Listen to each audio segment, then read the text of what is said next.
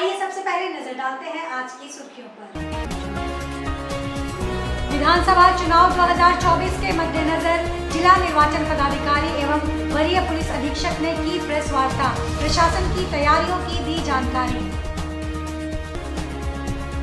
भाजपा नेता विकास सिंह को मानगो पुलिस ने किया गिरफ्तार। एमजीएम मेडिकल कॉलेज एवं हॉस्पिटल के जूनियर डॉक्टरों ने अपनी सुरक्षा की मांग को लेकर किया 1 दिवसीय हड़ताल। खबरें अब विस्तार से। झारखंड विधानसभा चुनाव 2024 की घोषणा के साथ ही पूर्वी सिंहभूम जिले में आदर्श आचार संहिता लागू हो गई है। पूर्वी सिंहभूम जिले में पहले चरण का 13 नवंबर को मतदान होना है। इसको लेकर जिला प्रशासन ने भी तैयारियां पूरी कर ली हैं। समाहरणालय सभागार जमशेदपुर में आयोजित प्रेस वार्ता में जिला निर्वाचन पदाधिकारी श्री अनन्य मित्तल एवं वरीय पुलिस अधीक्षक श्री किशोर कौशल ने तैयारियों एवं निर्वाचन के संबंध में जिला प्रशासन की गतिविधियों के बारे में जानकारी दी। जिला निर्वाचन पदाधिकारी ने बताया कि जिले में 13 नवंबर को मतदान तथा 23 नवंबर को मतगणना होगी। 18 अक्टूबर को निर्वाचन की अधिसूचना जारी होते ही प्रत्याशी नामांकन प्रपत्र का क्रय एवं नामांकन दाखिल कर सकेंगे। नामांकन की अंतिम तिथि 25 अक्टूबर, 28 अक्टूबर को स्क्रूटनी, नाम वापसी की अंतिम तिथि 30 अक्टूबर है। जिला निर्वाचन पदाधिकारी ने बताया कि जिले के 1145 भवनों में कुल 1913 मतदान केंद्र बनाए गए हैं। इसके अलावा कुल 18,73,589 वोटर्स हैं, जिनमें 9,33,684 पुरुष और 9,39,742 महिला वोटर्स हैं। वहीं 163 थर्ड जेंडर मतदाता इस बार मतदान करेंगे। सर्विस वोटर्स की संख्या 2045 है। वरीय पुलिस अधीक्षक ने बताया कि चुनाव के पारदर्शी, स्वतंत्र, निष्पक्ष और भयमुक्त वातावरण में संपन्न कराने के मद्देनजर अंतर्राज्यीय व अंतर जिला चेकनाका पर सघन निगरानी और चेकिंग बढ़ा दी गई है। असामाजिक तत्वों और चुनाव को प्रभावित करने वाले आपराधिक तत्वों के विरुद्ध अभियान जारी है। लाइसेंसी हथियार का सत्यापन थाना स्तर से कराने का निर्देश सभी थाना प्रभारी को दिया गया है। सुरक्षा एवं विधि व्यवस्था संधारण को लेकर जिले में पर्याप्त संख्या में अर्धसैनिक बल और पुलिस बलों की तैनाती रहेगी। के पश्चात से आदर्श आचार संहिता लागू हो गई है और इसके अनुसार कुल मिलाकर के 12 अंतर्राज्यीय चेक नाके फंक्शनल किए जा रहे हैं और इसके अलावा 18 एफएसटीज भी फंक्शनल होने जा रही हैं, जो कंटिन्यूअस इस चीज़ की चेक करने का कार्य करेंगी कि अवैध रूप से कैश का, अवैध रूप से फ्रीबीज का और किसी भी प्रकार से लीकर या ड्रग्स या किसी भी इस तरीके की चीज़ का जो चुनावी प्रक्रिया को प्रभावित कर सकते हैं, उनके विरुद्ध लगातार कार्रवाई की जा सके। आज इन्फोर्समेंट एजेंसीज़ के साथ भी इस संदर्भ में बैठक हुई है और पिछले चुनाव के दौरान भी बड़ी मात्रा में जो है सीजर्स हुए थे। इस बार भी लगातार प्रशासन और पुलिस का ये प्रयास रहेगा कि जॉइंट टीम्स बना करके, कंपोजिट टीम्स बना करके कंटिन्यूअस इस प्रकार के सीजर्स के विरुद्ध एक तरीके से अभियान, इन सीजर्स को लेकर के अभियान चलाया जाए। भाजपा नेता विकास सिंह को मानगो पुलिस ने उनके आवास आशियाना अनतारा से आज गिरफ्तार कर लिया। विकास सिंह का कहना है कि मंगलवार के दिन हनुमान जी की पूजा करने मंदिर जाते हैं। उसी के नियमित मंदिर जाने की तैयारी कर रहे थे। जैसे ही मंदिर जाने के लिए दरवाजा खोला, दरवाजे के बाहर पहले से ही पुलिस घात लगाकर बैठी हुई थी और उन्हें गिरफ्तार कर लिया। विकास सिंह ने मौजूद अफसर से गिरफ्तारी का कारण पूछा तो गिरफ्तारी करने पहुंचे पुलिस के अधिकारी ने कहा, साहब से बात कर लीजिए। विकास सिंह ने कहा, मंत्री के दबाव में उनके आंदोलन को दबाने के साथ साथ उन्हें और उनके परिवार को मानसिक रूप से प्रताड़ना विगत 5 वर्षों से दी जा रही है। जिला प्रशासन बन्ना गुप्ता के सामने नतमस्तक हो गया। विकास सिंह ने कहा, अगर जमानत नहीं मिली तो जेल में रहते हुए भी स्वास्थ्य मंत्री बन्ना गुप्ता से हर तरह की लड़ाई लड़ूंगा। वो जन के नेता है, उन्होंने गरीबों के लिए और सभी तरह के लोगों के लिए जितना मेहनत पिछले 25 साल से किया है और उनको सपोर्ट किया है, उनके हर एक दुख में आके शामिल हुआ है। तो गिरफ्तारी किस लिए किया गया है वो थोड़ा देर में पता चलेगा। बस यही हमें उम्मीद है कि पुलिस अच्छे से जांच करके उनको तुरंत यहाँ से रिलीज करेगी।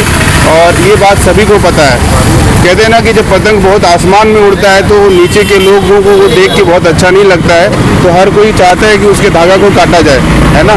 तो विकास सिंह की बात कुछ अलग है, धरातल के नेता है, जमीन पे कार्य करने वाले नेता हैं। मैं बस इतना ही कहूँगा, जय हिंद, जय भारत। एमजीएम मेडिकल कॉलेज एवं हॉस्पिटल के जूनियर डॉक्टरों द्वारा अपनी सुरक्षा की मांग को लेकर 1 दिवसीय हड़ताल किया गया।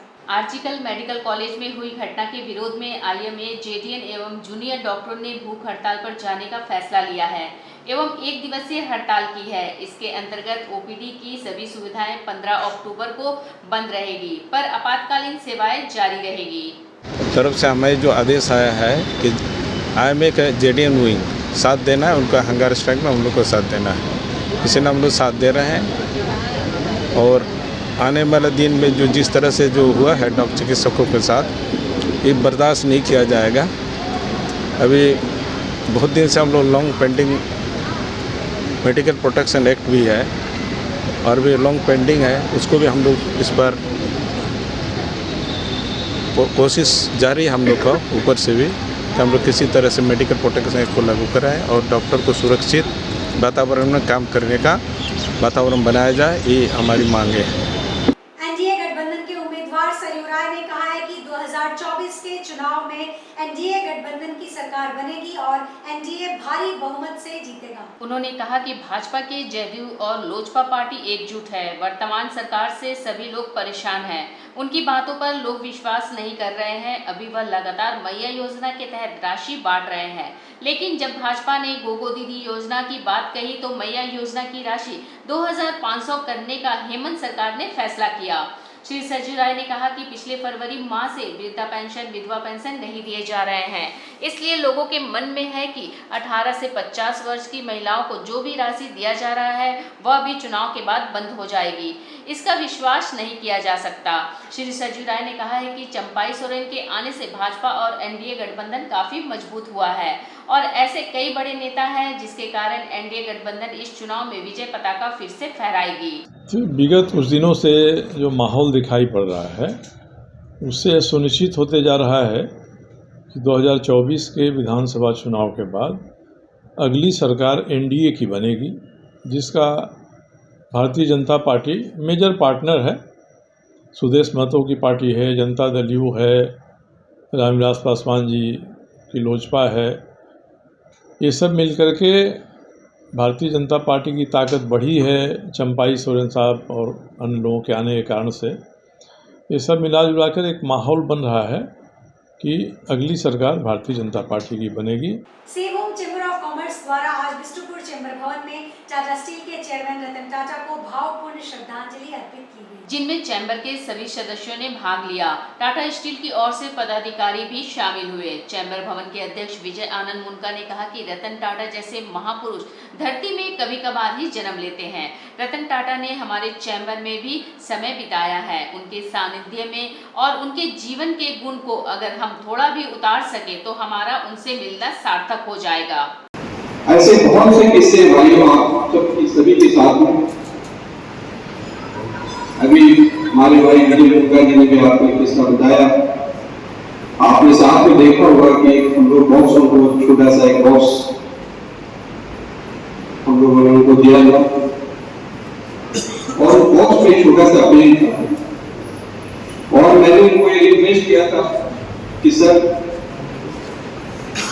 इसको इस पेन को आप अगर दैनिक जीवन में यूज करें तो हमें बड़ा अच्छा लगेगा। आपने देखा होगा कि मैं लोगों को शब्द कह रहे थे, मैं कह रहा था उनको, आप विश्वास नहीं कीजिएगा, वो बॉम्बे जाने के बाद उन्होंने फोन करके मुझे कहा मिस्टर अग्रवाल मैं आपका पेन यूज कर रहा हूँ।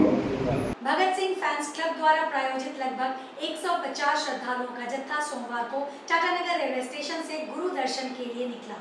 टाटानगर रेलवे स्टेशन पर बोले सो निहाल सत श्री अकाल उद्घोष के साथ तीर्थयात्रियों को रवाना किया गया। स्टेशन पर मौजूद सीजीपीसी के पदाधिकारी अध्यक्ष सरदार शैलेंद्र सिंह के अलावा महासचिव गुरचरण सिंह बिल्ला, चंचल सिंह सहित राजनीतिक पार्टी से दिनेश कुमार, सतबीर सिंह, शिवशंकर सिंह भी रवाना करने पहुंचे। सेंट्रल गुरुद्वारा प्रबंधक कमेटी द्वारा श्रद्धालुओं का अभिनंदन किया गया और उन्हें जलपान की सेवा पहुंचाई गई। सोमवार की रात 9 बजे जालियांवाला बाग एक्सप्रेस से अमृतसर के लिए यह जत्था रवाना हुआ। 16 अक्टूबर को यह सुबह 6 बजे अकाल तख्त श्री हरमंदिर साहिब में पहुंचेगा। 150 श्रद्धालुओं का जत्था श्री गुरु रामदास जी की पावन धरती के दर्शन करने के बाद श्री तख्त श्री केसगढ़ साहिब आनंदपुर में दर्शन करने के लिए रवाना होगा। इसके बाद श्री मणिकरण साहिब हिमाचल प्रदेश के दर्शन करते हुए तख्त श्री हरमंदिर साहिब पटना का दर्शन करते हुए जमशेदपुर वापस लौटेगी। समाज के लोगों को जो है हम चाहेंगे कि यात्रा जो है सफल होकर आए लोग अच्छी तरह से जो है उनकी यात्रा हो जाए, जैसे जा रहे हैं वैसे वापस आए। मेरी शुभकामनाएं इन लोगों के साथ। सरायकेला खरसावां जिले के चांडिल अनुमंडल क्षेत्र के कपाली नगर परिषद अंतर्गत वार्ड नंबर 21 में कपाली ओपी के पीछे डांगरडे स्थित निर्मित वेंडिंग जोन का मंगलवार को विधायक सविता महतो ने उद्घाटन किया। उन्होंने विधिवत रूप से नारियल फोड़कर शिलापट का अनावरण किया। मिली जानकारी के अनुसार 1 करोड़ 9 लाख की लागत से नगर विकास एवं आवास विभाग के द्वारा निर्मित उक्त वेंडिंग जोन का निर्माण कार्य का शिलान्यास 24 जून 2023 को हुआ था, जो तय समय अवधि में बनकर उद्घाटन की बाट जो रहा था। लेकिन आज झारखंड में आदर्श आचार संहिता लागू होने के चंद घंटे पूर्व स्थानीय विधायक के द्वारा उक्त वेंडिंग जोन का विधिवत उद्घाटन किया गया। परिषद में 21 नंबर वार्ड में वेंडिंग जोन जो यहाँ पर मार्केट एक सब जो फुटपाथ में लगाए जाते हैं उनको देखते हुए इसका 1 करोड़ 9 लाख की लागत से उसका आज उद्घाटन किया गया है। आज के इस बुलेटिन में बस इतना ही। हम फिर हाजिर होंगे कुछ और नई खबरों के साथ। तब तक के लिए SCCN न्यूज़ की पूरी टीम की ओर से मुझे दीजिए इजाजत। नमस्कार।